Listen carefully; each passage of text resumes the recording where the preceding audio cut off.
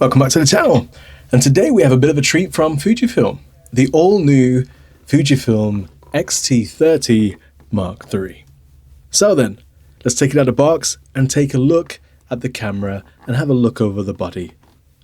So then, it's traditional around here to take a look at the build quality of these particular cameras and go around all the buttons and the dials so that you guys have a feel of the camera before you actually get a feel of the camera. So let's take a look at and see if there's anything new with the X-T30 III. So looking at the front of the camera, it looks very familiar to previous models. Fujifilm like to keep the style very, very similar and familiar for everybody that uses their cameras.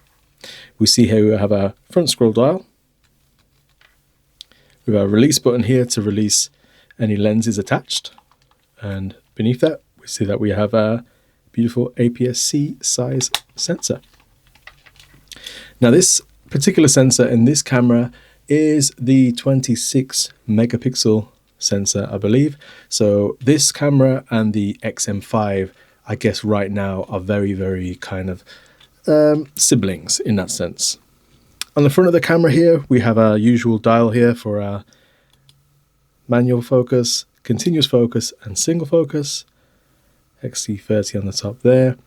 And as we move around to the side of the camera, we can see we have our port section. Here we have USB-C, and we also have a micro HDMI and what looks like a microphone section and remote section port just there.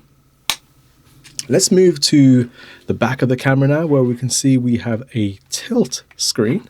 So not a fully articulating screen, which we've seen on some of the other Fujifilm cameras of late.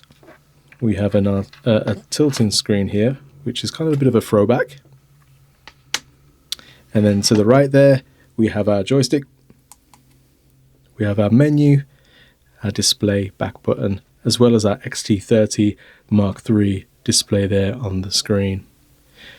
Beautiful round viewfinder there with some dials here. So we have a drive, our playback, our view mode, our AEL, another scroll wheel here, which also presses in. And then we also have our AFL and our quick menu button there, which we've been accustomed to with these particular cameras. So let's take a look at the top of the camera now. As you can see, here we have a brand new dial to the X-T30, or the series of X-T30s. We now have the film dial, so we can toggle between that. This has been a new thing for Fujifilm cameras. The film dial has been sneaking its way into a lot of the cameras now, and it makes it easier for us film simulation users to access our simulations there. You'll see you'll have one custom, and then FS3, FS2, FS1, which I believe are also forms of custom abilities to change. And then we have our normal dials here. You can see our shutter speed there. If we can focus, let's bring this a little bit closer for you guys.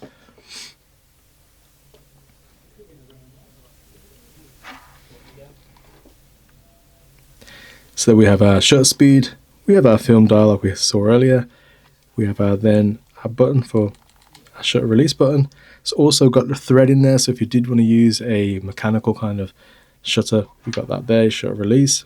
We've got exposure compensation, and then we've got our auto switch just here, which we can toggle on and off with an FN button to the top of that.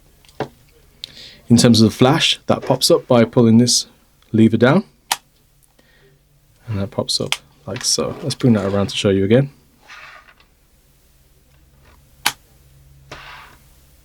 And there we are.